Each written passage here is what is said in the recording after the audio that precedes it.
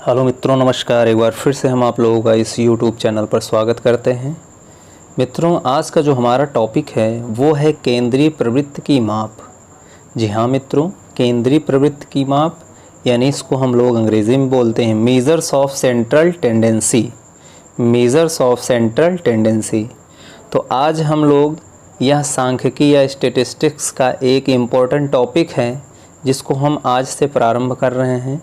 केंद्रीय प्रवृत्ति की माप क्या होती है, इसके बारे में हम आइए जानकारी लेते हैं। इसके कितने भाग होते हैं, इनके अलग अलग पार्ट्स को हम किस तरीके से स्टडी करेंगे, इसके बारे में हम लोग अध्ययन करेंगे। और अगर आप चैनल पर नए हो तो चैनल को सब्सक्राइब कर लीजिए और शेयर कर लीजिए, जिससे कि ज़्यादा से ज़्यादा लोग यहाँ से लाभान्वित हो सकें।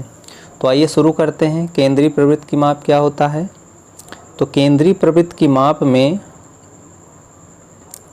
यहाँ पे लिखा हुआ है समांकों को आवृत्ति वितरण के रूप में, समांकों को आवृत्ति वितरण के रूप में प्रस्तुत करने से समांक सरल तथा बोधमय हो जाते हैं। सरल तथा बोधमय हो जाते हैं, परंतु साधारण व्यक्तियों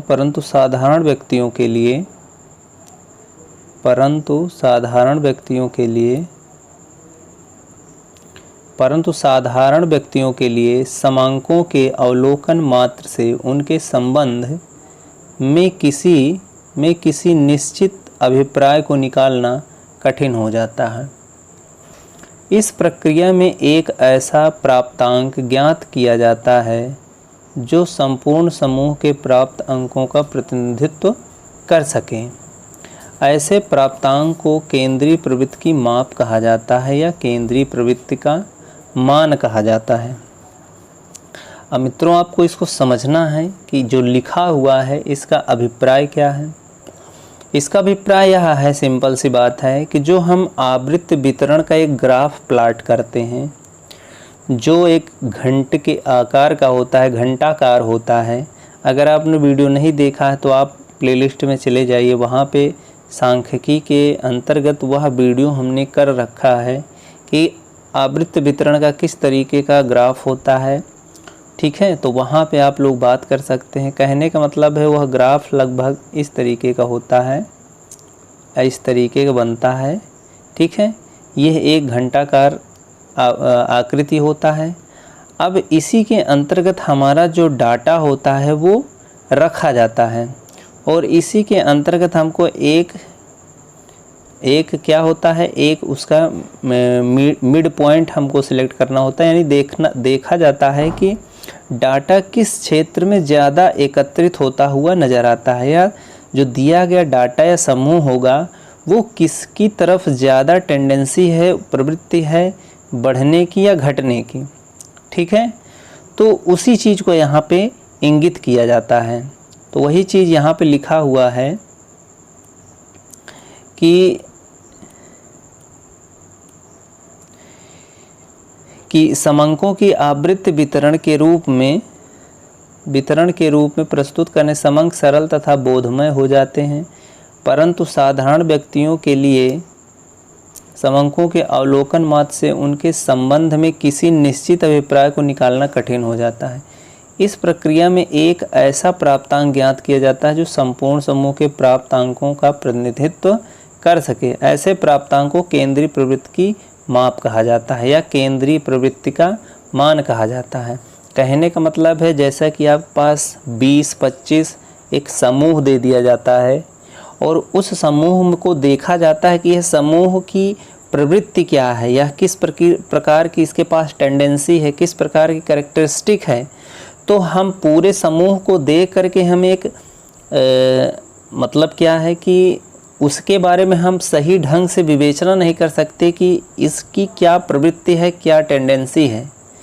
तो उस टेंडेंसी को उस दिए गए डाटा को हम लोग इस प्रकार से एक उसका मेन लॉजिक या मेन वैल्यू निकालने का प्रयास करते हैं, जिससे यह पता चलता है कि जो दिया गया समांक या डाटा या समूह है वो किस प्रकार का डाटा है, उसके अंदर कौन सी प्रवृत्ति या कौन से गुण समाहित हैं, वहाँ से हम क्या निकाल सकते हैं। तो उसके लिए हमको एक निश्चित मान का परिकल्पना करना होता है, एक निश्चित मान को इवेल्युएट करना होता है। उस डाटा में से जो दिया गया डाटा होता है उसी में से हमको क्या, जैसे मान लीजिए इसके अंतर्गत हमारे पास सारे डाटाज रखे गए हैं, डाटा के एलिमेंट। अब ऐसे देख करके हम अनुमान नहीं लगा सकते कि इस डाटा के अंतर्गत हम क्या प्रवृत्ति क्या गुण है। तो उसके लिए आपको क्या करना होता है कि इन डाटा जितने हैं हमारे पास, इसका एक निश्चित मान या एक ऐसी प्रोसेस होता है जिसका एक निश्चित मान निकाला जाता है, जिसका एक निश्चित मान निकाला जाता है, डेफिनेट वैल्यू निकाली जाती है। तो जो डेफिनेट वैल्यू आती है और उस डेफिनेट वैल्यू के थ्रू हम इस जो डाटा है हमारे पास उसके बारे में कुछ न कुछ बता सकते हैं, कुछ न कुछ उसके बारे में हम बोल सकते हैं कि किस प्रकार का आवृत्ति वितरण पर हम इसको रख सकते हैं, इसकी क्या कैरेक्टरिस्टिक है, क्या गुण हो सकते हैं, कितनी मात्रा में हमको चीज़ें उपलब्ध हैं। ये सारी जब हम किसी एक निश्चित वैल्यू के साथ डिफाइन करते हैं तो वो जो मान है, जो डेफिनेट वैल्यू है, मान है, वही क्या कहलाता है, केंद्रीय प्रवृत्ति की माप कहलाती है, केंद्रीय मान कहलाता है।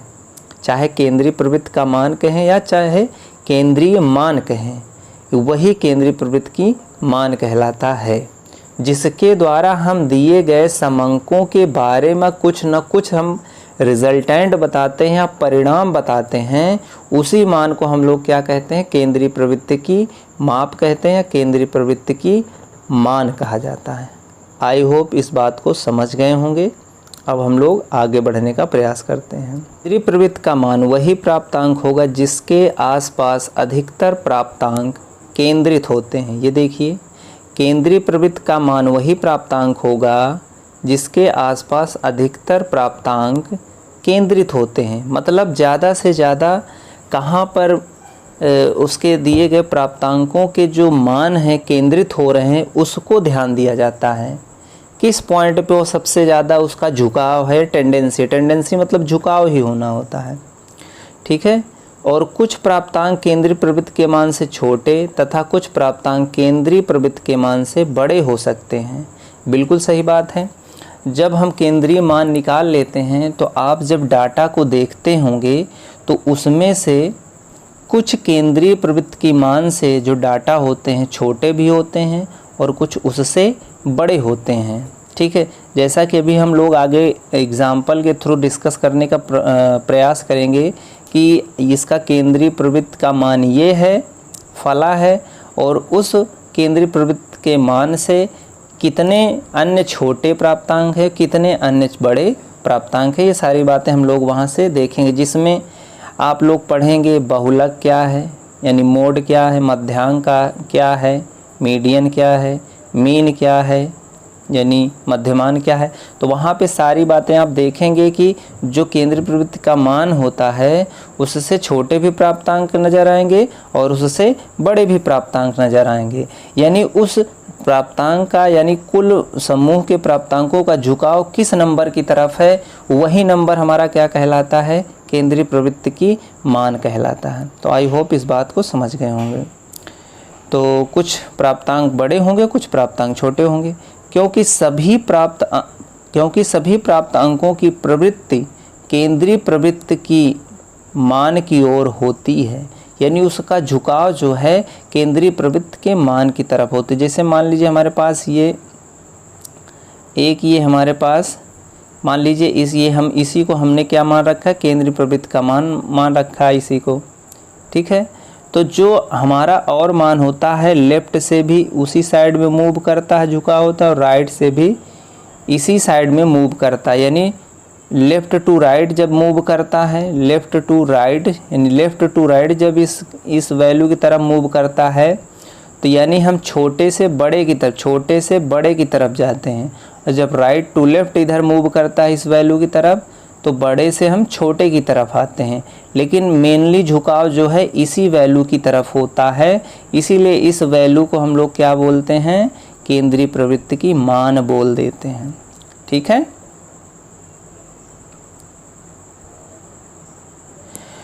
तो सभी प्राप्तांकों की प्रवृत्ति केंद्रीय प्रवृत्ति के मान की ओर होती है। इस प्रकार से केंद्रीय प्रवृत्ति के मान के दो उपयोग होते हैं।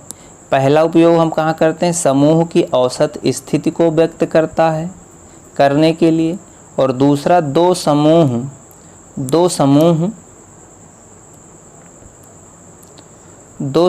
या अधिक समूहों की परस्पर तुलना करने के लिए हम लोग केंद्रीय प्रवृत्ति के माप के उपयोग करते हैं।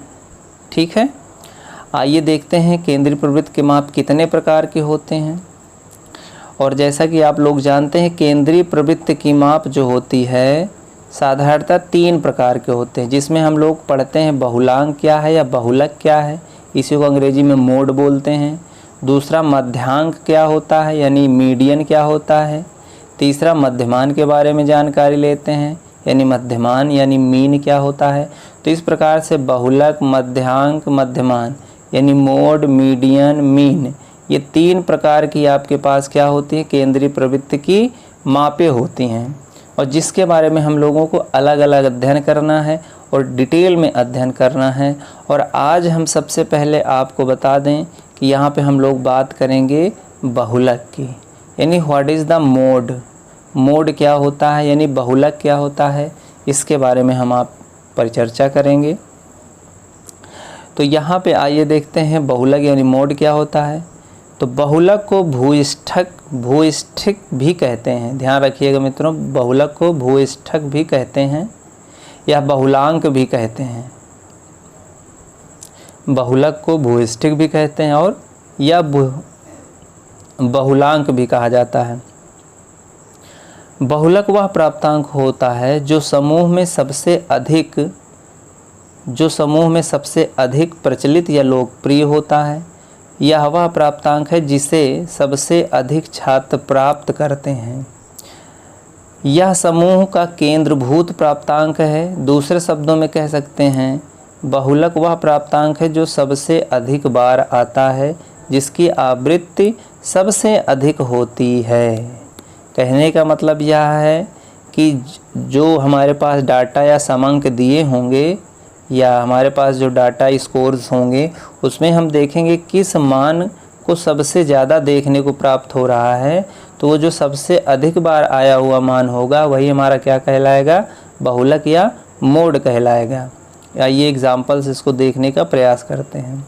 अब जैसे यहाँ पे हमारे पास एग्जाम्पल है 79689775548।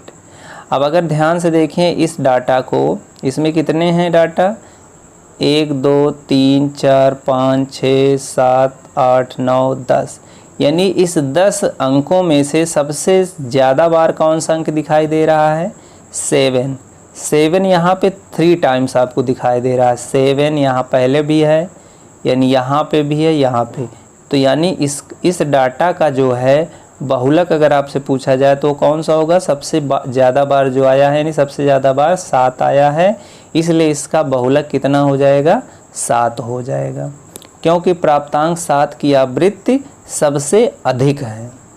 ठीक है, तो इस तरीके से आप बहुलक समझ गए होंगे क्या होता है। अब बहुलक को साधारणतः यम नॉट यानी यम 0 से प्रकट किया जाता है। आइए हम कुछ नोट को डिस्कस कर लेते हैं जो कि बहुत ही इम्पोर्टेंट रोल अदा करेंगे यहाँ पे। कभी कभी 2 या अधिक प्राप्तांकों की आवृत्तियाँ अन्य प्राप्तांकों से अधिक किंतु बराबर होती हैं। जैसे यहाँ पे आपको दिखाई दे रहा है केवल 7 ही सबसे ज़्यादा अधिक बार आया हुआ, लेकिन ऐसा भी हो सकता है कि कुछ ऐसे प्राप्तांक हमारे पास मिलें जिनमें 7 के अलावा भी कोई एक ऐसी संख्या हो जो कि 7 के इक्वल आ जाए, यानी वह भी, जैसे 8 यहाँ पे ले लेते, 8 भी 3 बार होता है, यानी एक 8 और इसमें ऐड कर दे तो 3 बार हो जाएगा।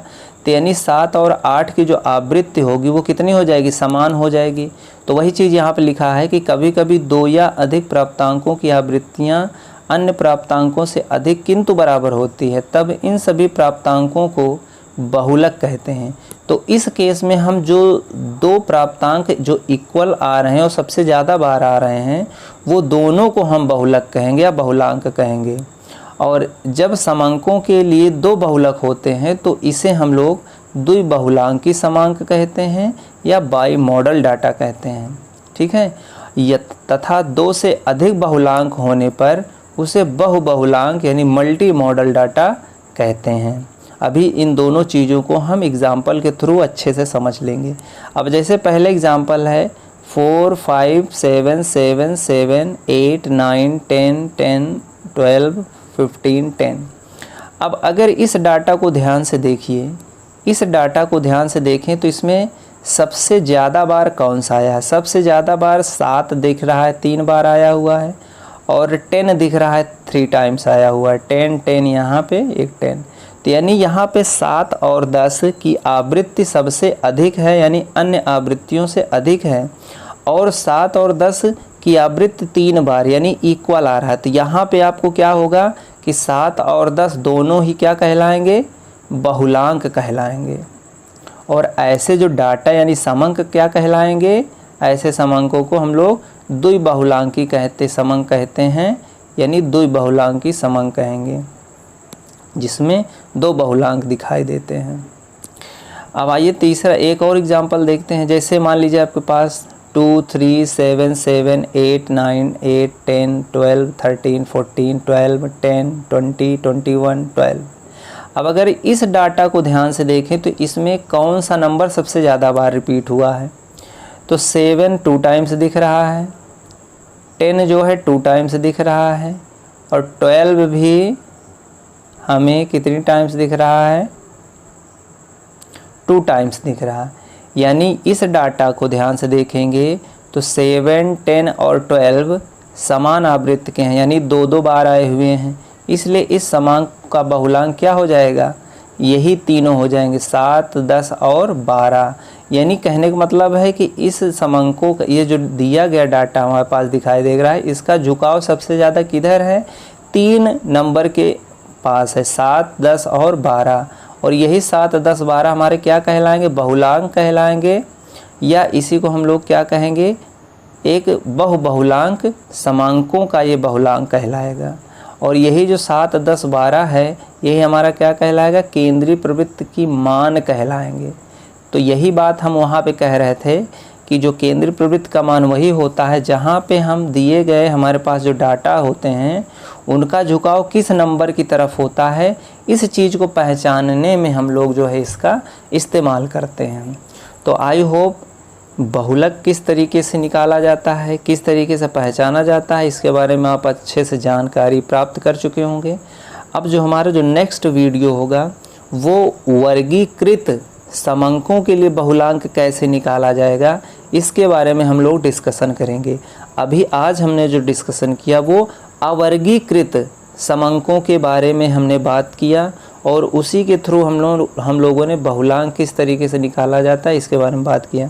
अगला जो वीडियो होगा उसमें हम लोग केंद्रीय प्रवृत्त के वर्गीकृत समंकों का बहुलांक किस तरीके से निकाला जाएगा उसके बारे में हम लोग डिस्कशन करेंगे अच्छे से डिटेल में। तो फिर मिलते हैं हम नए वीडियो के साथ, तब तक के लिए मित्रों जय हिंद जय भारत।